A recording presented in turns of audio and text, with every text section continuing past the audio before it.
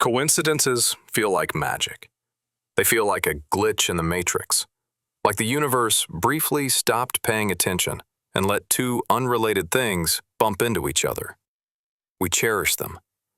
You run into your third-grade teacher at an airport in Tokyo. You and a stranger on the subway are reading the exact same obscure biography of Taft. What are the eyes? We whisper. Well, the odds are actually pretty good.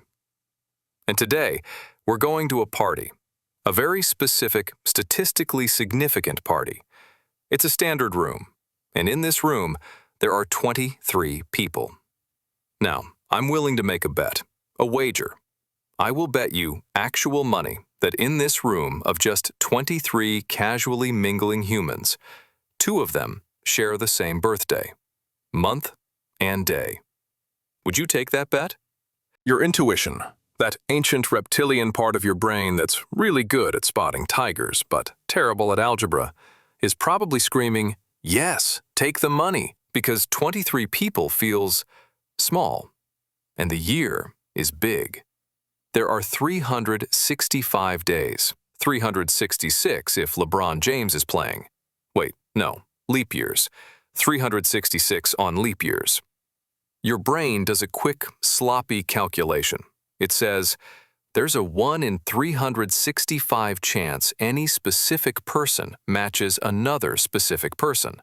With only 23 people, the odds of a match must be tiny, maybe 5%, 10% tops. If you followed that intuition, you would lose your money. Because in a room of 23 people, the chance of a shared birthday is actually 50.7%.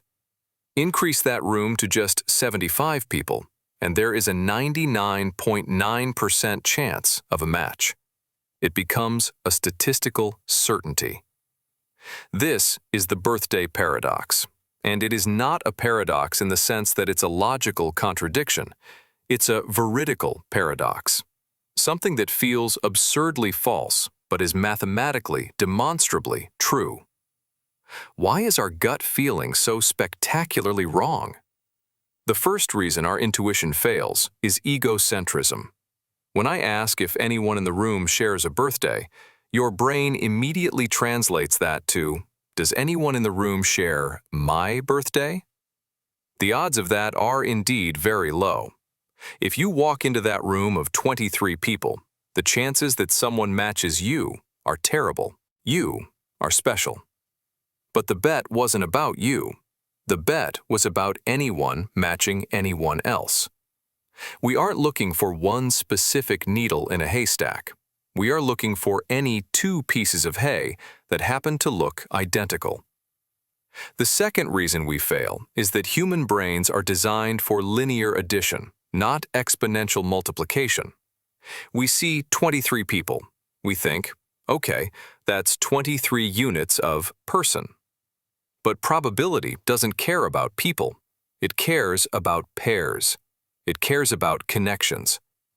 If there are 2 people in a room, there is 1 pair, 1 chance for a match. If there are 3 people, there are 3 pairs, A plus B, A plus C, B plus C. 4 people, 6 pairs. The number of connections grows way faster than the number of people. By the time you get to 23 people, how many possible pairs are there in the room? The formula is n into n minus 1 divided by 2. So, 23 times 22 divided by 2.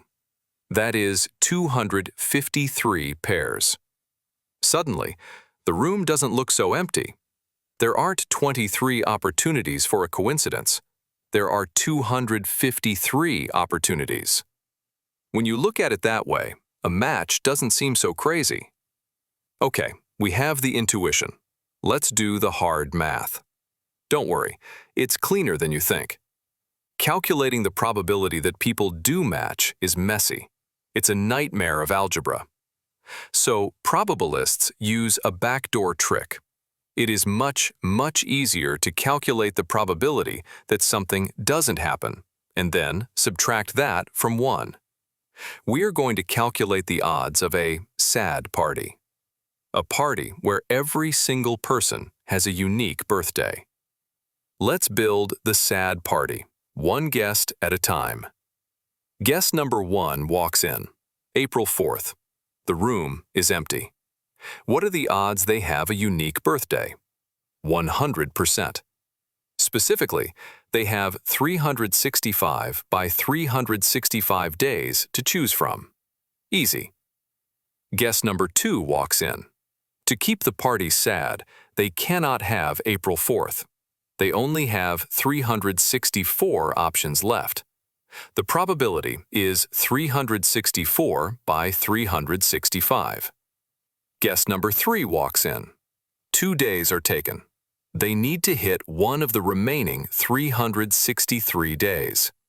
The probability is 363 by 365. To find the total probability of this string of events happening in a row, we have to multiply them. You keep doing this until guest 23 walks in. By then, 22 days are gone.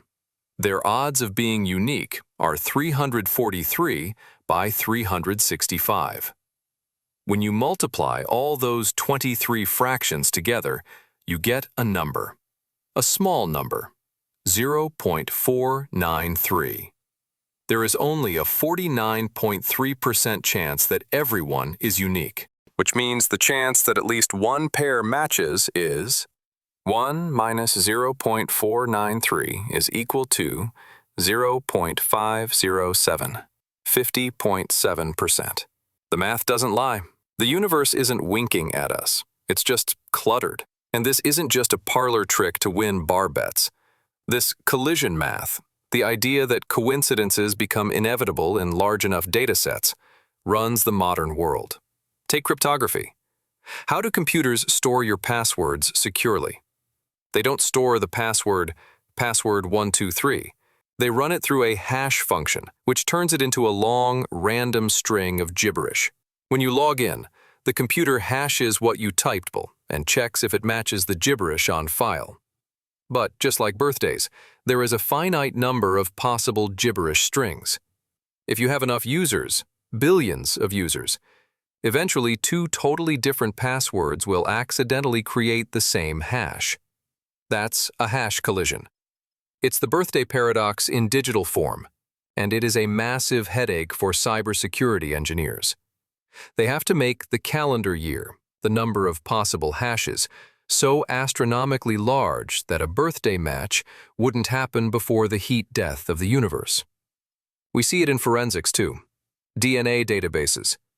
If you search a database of 10 million offenders for a partial DNA match, you will find coincidental matches that are pure statistical noise, not evidence of guilt. Ignoring the birthday paradox can send innocent people to jail. Understanding the birthday paradox. It doesn't ruin the magic of a coincidence. If anything, it makes the world feel richer. Our brains evolved to deal with small tribes and simple causes.